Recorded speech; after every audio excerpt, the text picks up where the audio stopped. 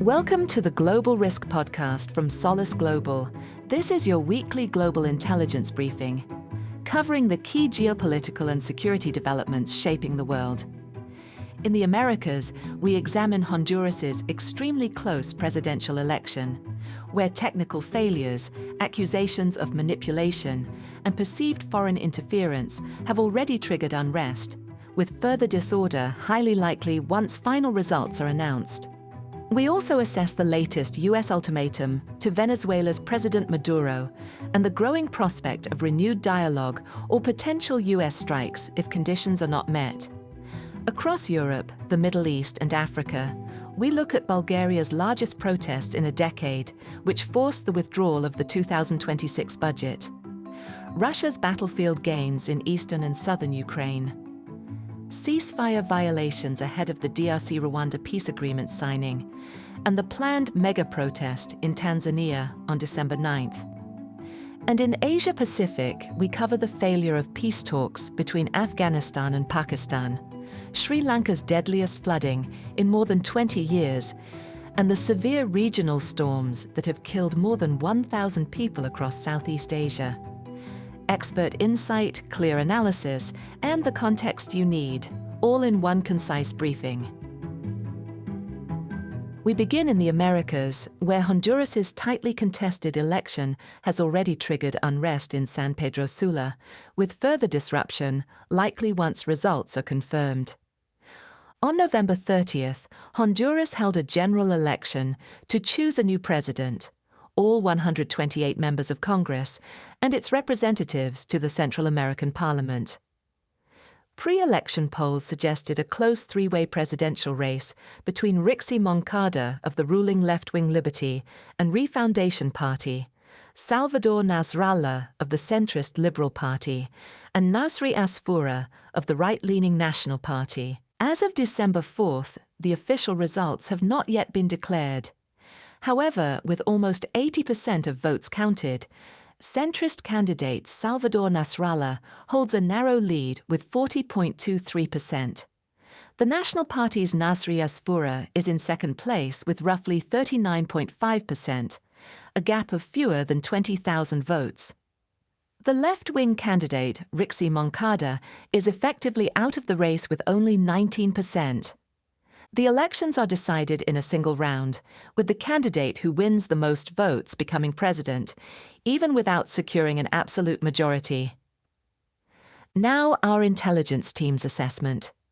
Before the election, all three main parties had already warned of fraud. The Attorney General's office alleged that the opposition was planning to manipulate the results, and a leaked audio tape suggested that the military, typically aligned with the National Party, was preparing to influence the vote. During the vote, the official counting system malfunctioned, and the public tally reporting portal crashed almost immediately after the polls closed. This forced a shift to manual vote counting, a development that has almost certainly heightened suspicions of electoral interference and further undermined the credibility of the process. The credibility of the electoral process was also likely weakened by perceptions of foreign political interference. U.S. President Donald Trump publicly backed Asfoura of the National Party, describing him as the only candidate who would defend democracy and fight the narco-terrorists, and he threatened to withdraw U.S. aid to Honduras if Asfoura did not win. After the vote-counting system malfunctioned, Trump accused election officials of attempting to manipulate the outcome, and he also issued a full pardon to former Honduran President Juan Orlando Hernández.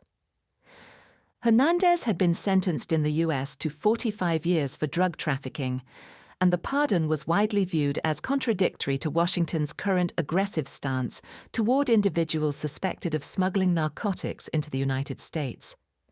The combination of a tightly contested presidential race, mutual accusations of manipulation, technical failures, and perceptions of foreign interference has almost certainly increased the risk of widespread civil unrest in Honduras. Protests and looting have already been reported in San Pedro Sula, the country's second-largest city, and demonstrators have established roadblocks on the C7 highway. Further unrest is highly likely once the official results are released, And it will probably be most intense if the National Party wins, given the perceived foreign interference and the accusations of military involvement. Previous contested elections, such as in 2017, led to almost a month of violent street clashes, curfews, mass arrests, and nearly 40 deaths after the opposition alleged widespread fraud. If the 2025 elections are similarly disputed, large-scale protests, roadblocks, and clashes with security forces are likely. Authorities are expected to respond with tear gas, rubber bullets, mass arrests, and potentially live ammunition, along with curfews in major urban centers. Given current perceptions of U.S. interference, there is also a realistic possibility that protesters will deliberately vandalize, loot, or target U.S. businesses. Staying in the region, we move to Venezuela, where President Maduro has received a direct ultimatum from Washington as talks stall and pressure intensifies.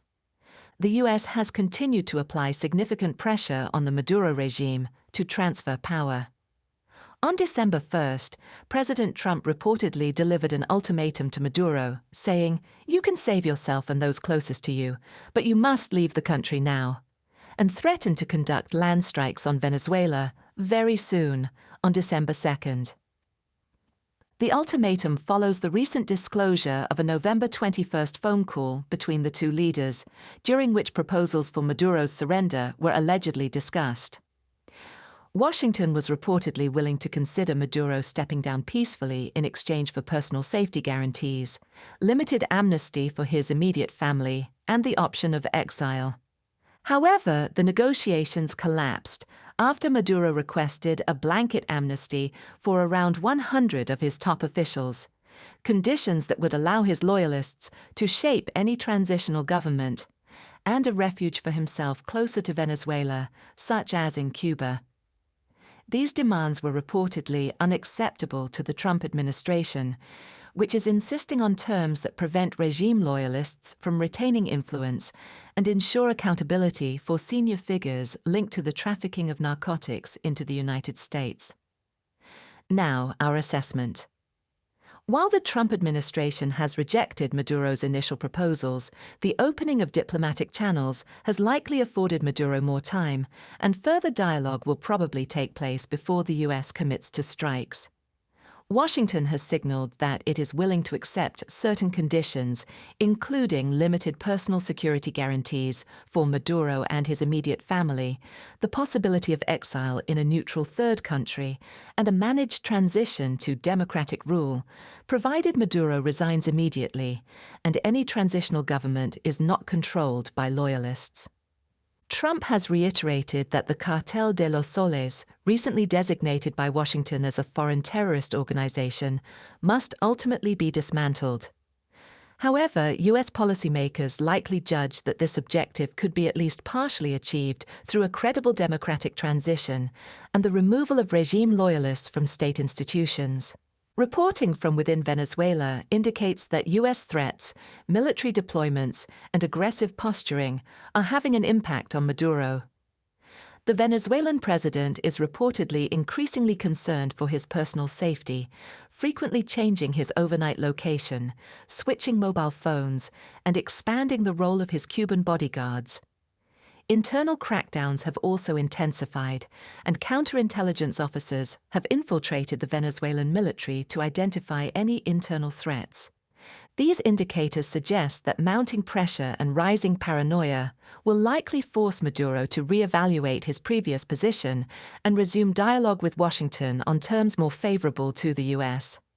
However, failure to concede to Washington's demands will likely increase the risk of strikes, with the Trump administration undergoing pressure to act, as prolonged inaction risks diminishing the credibility of its threats. Now turning to Europe, the Middle East, and Africa, where Bulgaria has seen its largest protests in a decade, prompting the government to withdraw its 2026 budget. On December 1st, large-scale protests took place in the capital Sofia and across the country. These were the biggest demonstrations since the 2020-21 Revolution of Dignity, with up to 50,000 people gathering in the center of the capital. The unrest focused on the 2026 budget plan, the first to be drafted using the euro, as Bulgaria prepares to adopt the eurozone's common currency on January 1, 2026. The budget also proposed notable tax increases on the private sector and higher social security contributions. The protests followed an initial wave of anti-budget demonstrations on November 26th and 27th. After these, the government of Prime Minister Rosen Zhelyazkov said it would resubmit the budget for parliamentary approval, only to then reverse that decision, prompting calls for renewed protests. The demonstrations on December 1st turned violent, leading to at least 71 arrests and several injuries. On December 2nd, the government announced that it would withdraw the budget. Now, our intelligence assessment. The recent unrest is likely driven by several factors. First, Bulgaria's entry into the Eurozone remains highly contentious, with roughly half of the public opposing it. Anti-Euro protests have taken place throughout 2025, including hundreds of gatherings over the summer. Second, widespread perceptions of endemic corruption within the public sector make tax-funded increases to that sector politically sensitive.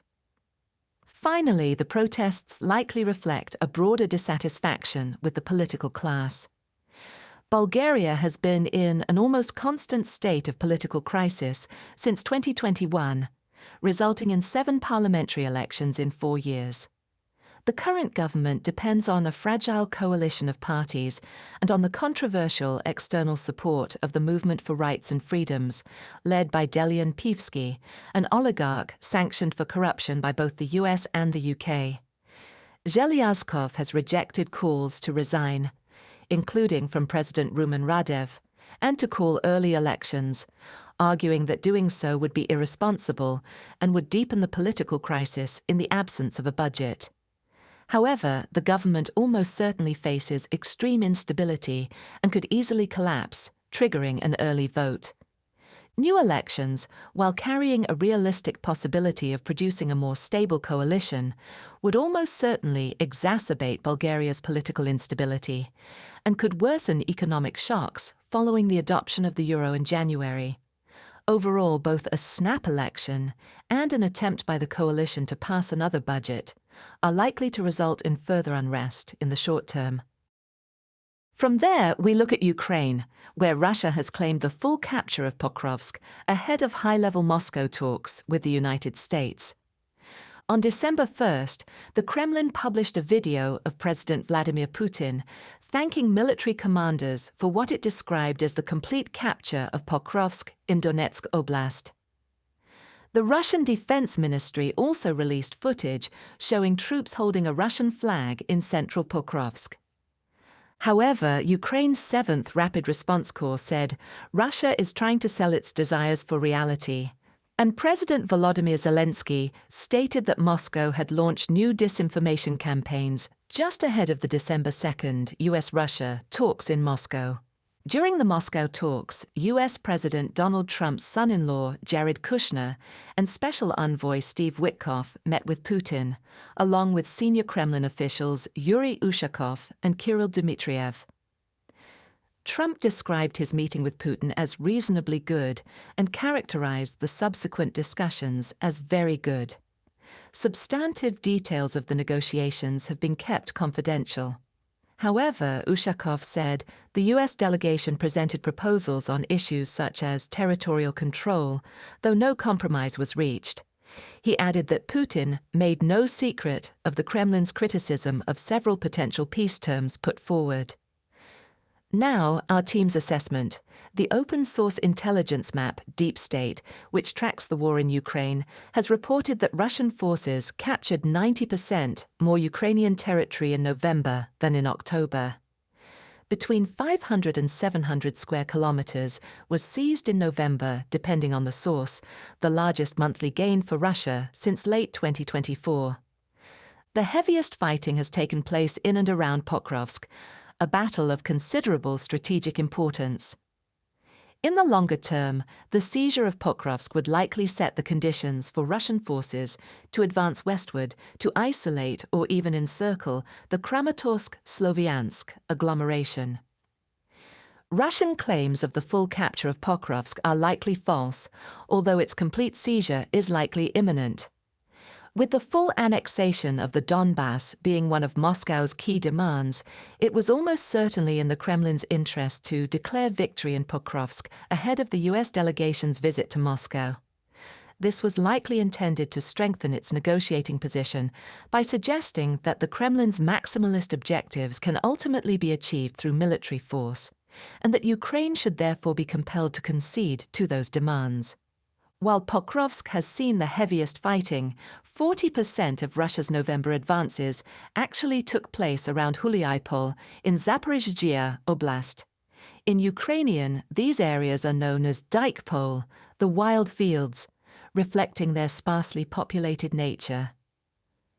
Along the Donetsk front lines, which were heavily populated before the war, Ukrainian defenders have used densely built and fortified urban areas to create what has been termed the fortress belt.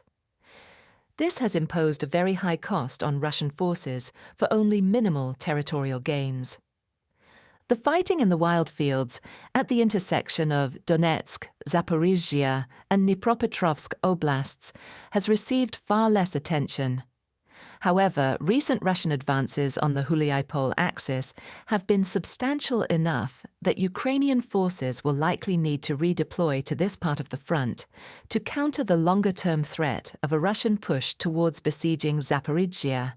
Ukrainian forces have reported stabilizing the front along this axis after the Russian breakthrough in mid to late November, with the Haichur River, which runs past Huliaipol, likely offering defensive advantages. In September 2022, Russia unilaterally declared the annexation of the Donetsk, Luhansk, Kherson, and Zaporizhzhia oblasts. Moscow is highly likely to continue pursuing its maximalist objectives through military force, and its recent battlefield gains, although extremely costly, will likely increase Putin's confidence in maintaining a hardline negotiating position. Even the initially leaked 28-point peace plan, reportedly discussed between Dmitriev and Witkoff, and containing numerous maximalist concessions that Kiev almost certainly could not accept without jeopardizing its future sovereignty, has not been approved by the Kremlin. It remains unlikely that the current US-Russia talks will deliver an imminent breakthrough. However, Moscow is almost certainly motivated to deflect growing US pressure and to weaken support for Ukraine by presenting itself as willing to engage meaningfully in negotiations. Moving on to Africa, where in eastern DRC, both government forces and AFC/M23 rebels have accused each other of violating the ceasefire just days before a peace agreement is due to be signed. On December 2nd and 3rd, the armed forces of the Democratic Republic of the Congo and the Rwanda-backed AFC/M23 rebels traded accusations of ceasefire violations. The FARDC claimed that AFC/M23 attacked its troops in South Kivu. The alleged incidents took place in Kamanyola and Katogota, two towns held by AFC/M23. In Luvungi, a strategic town along the N5 road held by the FARDC and Wazalendo, which blocks AFC/M23 from advancing towards Uvira. And in the Kazaba chiefdom in Walungu territory, which remains contested. AFC leader Corneille Nangaa denied these claims, stating that the FARDC, alongside Burundian troops, had launched attacks on AFC/M23 positions. The fighting has displaced many civilians, with residents of Kamanyola fleeing across the border towards Bugarama in Rwanda. In Luvungi, people have been reported as fleeing to neighboring villages. These accusations come just days before DRC President Felix Tshisekedi and Rwandan President Paul Kagame are due to sign a US-brokered peace agreement on December 4th. This follows the preliminary peace agreement signed on June 27th between the two sides, and the non-binding peace framework roadmap agreed between the DRC government and AFC/M 23 on November 15th. Now our intelligence team's assessment. It is notable that fighting has resumed shortly before the signing of the DRC-Rwanda peace agreement. There is a realistic possibility that AFC/M23 are attempting to seize territory before the threat of Rwanda withdrawing or reducing its support comes into effect.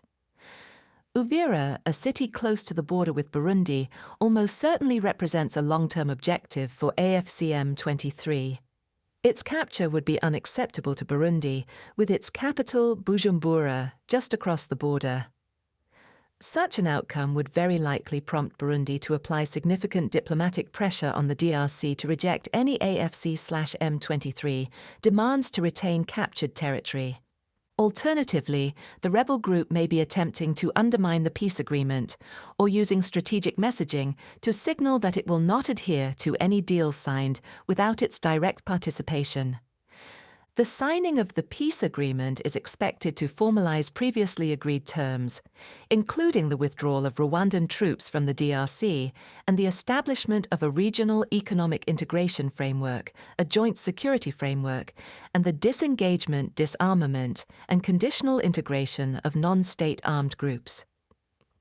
While this encompasses Rwanda's support for AFC/M23, it also requires the DRC to halt its support for certain militias, including the Hutu group Democratic Forces for the Liberation of Rwanda, which Rwanda regards as a security threat. Several issues remain unresolved, including humanitarian access, the restoration of state authority, and the return of internally displaced persons. It is highly likely that negotiations on these matters will take months and will require the involvement of AFC/M23, which signed a framework agreement for a peace deal with the DRC on November 15th. The ceasefire violations are unlikely to prevent the formal signing on December 4th. However, they highlight the challenges that will arise in implementing the terms of the peace agreement, amid speculation that the signing is primarily intended to appease the United States. Rwanda, which continues to deny supporting AFC/M23, has previously agreed to withdraw its troops from the DRC under the revived Luanda process. In October 2024, both sides committed to the neutralization of the FDLR and disengagement of forces or lifting of defensive measures by Rwanda. If the DRC fails to eliminate the threat posed by the FDLR under the new agreement, Rwanda is unlikely to withdraw its troops or end its support for AFC/M23. The ongoing clashes almost certainly complicate the DRC's negotiations with AFC/M23, given the profound lack of trust between the two sides. Despite the likely signing of the DRC-Rwanda peace agreement, reaching a binding settlement between the DRC and AFC/M23 will almost certainly prove far more difficult, with neither side willing to step back from its maximalist position. And in Tanzania, opposition supporters have called for a nationwide mega protest on the 9th of December, raising the likelihood of a forceful response by security forces. Opposition supporters have announced plans for a mega protest on December 9th, coinciding with Tanzania's Independence Day, to demand the removal of President Samia Suluhu Hassan and to condemn recent violence by security forces.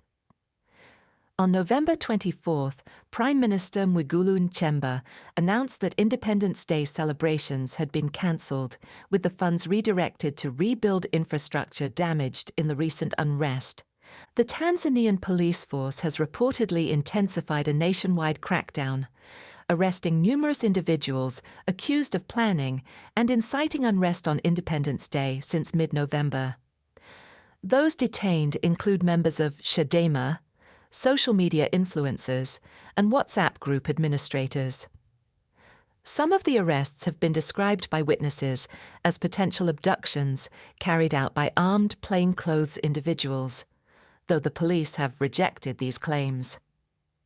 On December 1st, the U.S. Embassy in Tanzania issued a statement warning that there are ongoing calls for nationwide anti-government demonstrations on December 9th, but protest activity could begin as early as December 5th, It added that travelers to Tanzania over the coming weeks should be prepared for potential disruptions, including possible unrest, nationwide curfews, an internet blackout, cancellations of ferries to Zanzibar, cancellations of international flights, and roadblocks enforcing strict movement controls.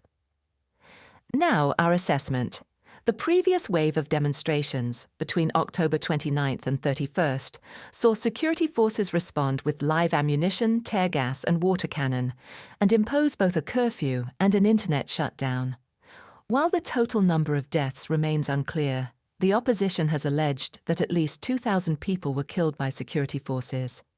The real figure is likely lower, but footage of harsh treatment of protesters was widely shared on social media, and there is almost certainly a broad perception that the demonstrations were met with deadly force.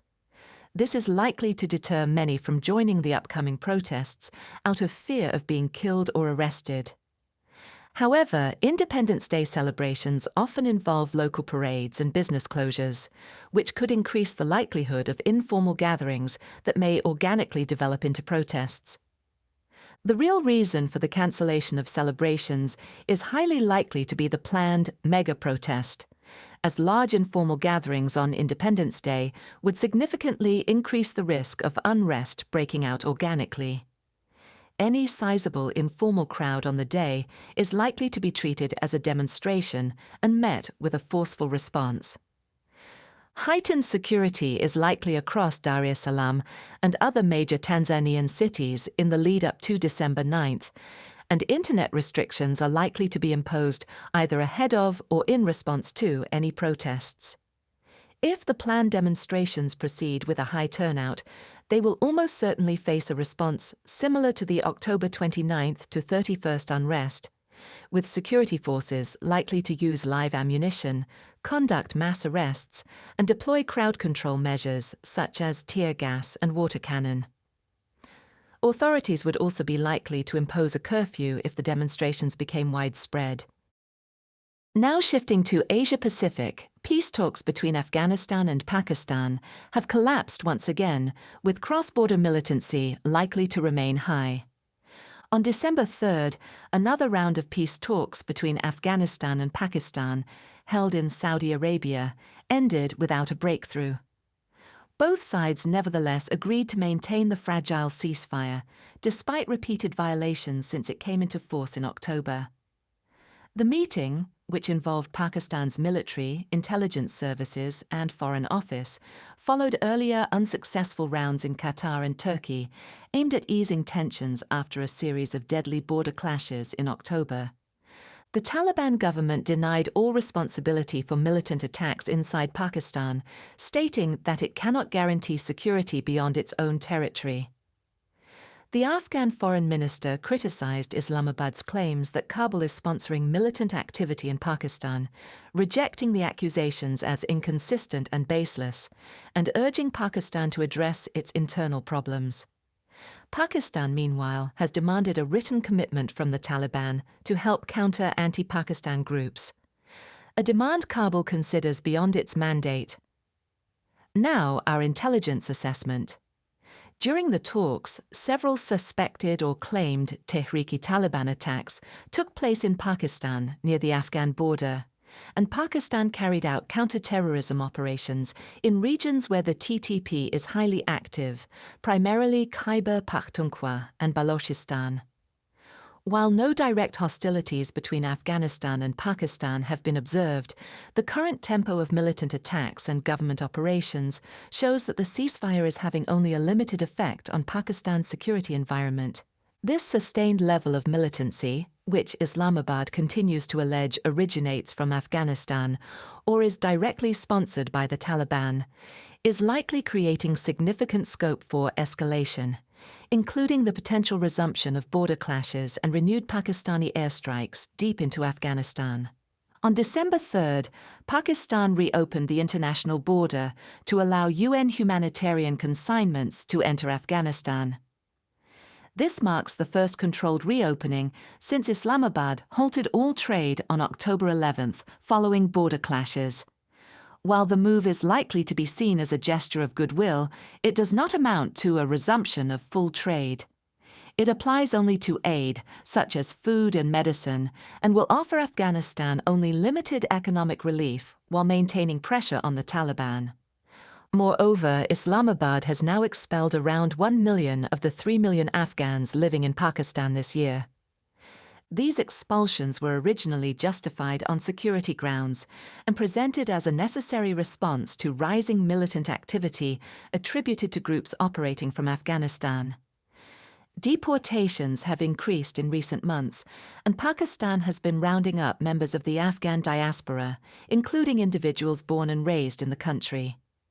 The reopening of the border has likely been influenced, at least in part, by the need to facilitate the continued expulsion of Afghans from Pakistan. The accelerated expulsion of Afghans is likely intended to address Pakistan's internal security concerns, bolster domestic support, and increase pressure on the Taliban. However, there is a credible risk that this strategy will prove counterproductive. The forced return of large numbers of impoverished and marginalized Afghans could deepen grievances, fuel radicalization, and create additional opportunities for groups such as the TTP and ISKP to recruit militants or embed themselves within the community. Staying in the region, Sri Lanka is facing devastating nationwide flooding, with hundreds dead and critical infrastructure severely affected. Heavy rainfall, flooding, and landslides have been recorded across several parts of Sri Lanka since mid-November 2025, with conditions worsening from November 26th due to cyclonic storm Ditwa. Authorities declared a state of emergency on November 29th, deploying more than 25,000 military personnel to support relief efforts. Critical infrastructure was severely impacted, with two major hydropower plants, Kotmale and Rantambe, going offline. Widespread disruptions to power, water, and transport followed, with roughly one-third of the population losing access to electricity and running water. More than 200 roads became impassable, and at least 10 bridges were damaged. Over 1.5 million people, around 7% of the population, have been affected, with all 25 districts across the island's 9 provinces experiencing flooding. Flooding has been widespread, with major urban centres also affected. In Colombo, neighbourhoods such as Kelania, Wellampitia, and Paliagoda were inundated. The Colombo Stock Exchange halted trading early, and schools and train services were suspended. Nationwide, the worst impacted regions were the Central Highlands and South Central districts, particularly the hill country districts of Kandy, Badula, Nuwara Elia, Kurunegala, and Matale. In Badula alone, at least 71 deaths have been confirmed, with dozens still missing. Now, our team's assessment. The convergence of ongoing monsoon rains with cyclonic storm Ditwa has resulted in Sri Lanka's deadliest natural disaster in more than 2 decades. The Global Climate Risk Index has consistently ranked the country among the top 10 most vulnerable to extreme weather events, and a UN report published in late 2023 warned that the pace of climate change is outstripping Sri Lanka's ability to respond to the growing threat. Disaster resilience is a critical determinant of a natural disaster's impact. As cyclonic storm Ditwa intensified, national and district authorities activated disaster response mechanisms, including early warnings, evacuations, and search and rescue operations. However, the government, led by the National People's Power, has faced early criticism for inadequate preparation. Residents in some areas told local media that they did not fully grasp the severity of the threat until the night of November 27th, by which time evacuation had already become difficult. In some instances, citizens told international media that they received no warnings or evacuation orders, even as flooding became dangerous. In parts of Colombo, many residents reportedly chose to remain in their homes despite rising waters due to fear of looting. One notable criticism has been that the declaration of a public sector holiday on November 28th, announced because of the severe weather, left residents unable to reach local officials for emergency support. there is a realistic possibility that these perceived government failings will trigger civil unrest once the flooding subsides. Sri Lanka has only just begun to recover from the 2021 to 2022 financial crisis, during which the country declared bankruptcy. President Anura Kumara Dissanayake now faces his most significant crisis since his election in 2024. With the economy heavily dependent on tourism and support from the International Monetary Fund, this natural disaster is almost certainly a major setback to Sri Lanka's economic recovery. And finally, across Southeast Asia, severe flooding and storms have killed more than 1,000 people, causing widespread devastation and long-term disruption. The death toll from the floods and severe weather brought by Cyclone Senya and Typhoon Verbena has now surpassed 1,000. Indonesian authorities have reported at least 800 victims, with hundreds more still missing as of December 4th, mostly in Sumatra and Aceh.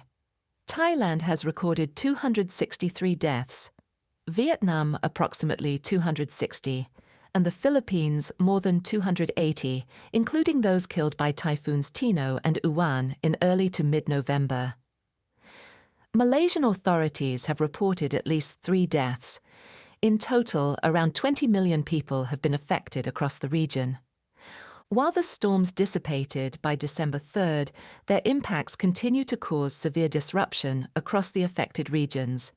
In Indonesia, authorities are still reporting widespread infrastructural damage and ongoing disruption throughout North Sumatra, complicating search and rescue efforts in isolated and remote areas.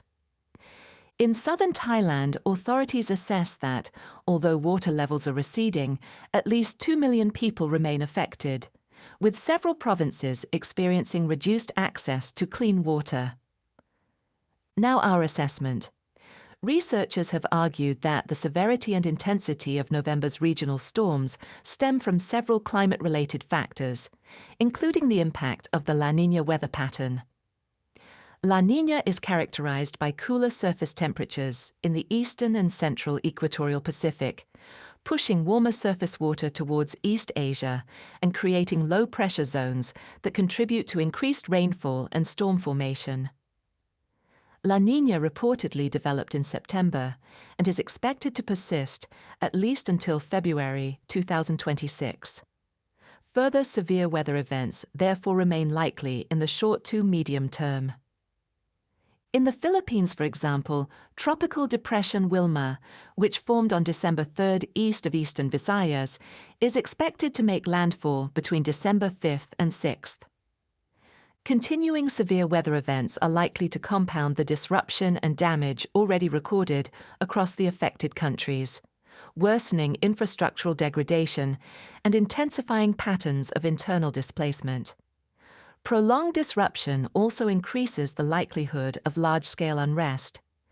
This has been evident in the Philippines, for example, where major protests have taken place since September over alleged corruption linked to flood control infrastructure projects. That concludes this week's Global Intelligence Briefing. These updates are part of our Global Intelligence subscription, which includes weekly reports, in-depth briefings, and live Q&A sessions with our experts. To learn more, visit solaceglobal.com. Thank you for listening.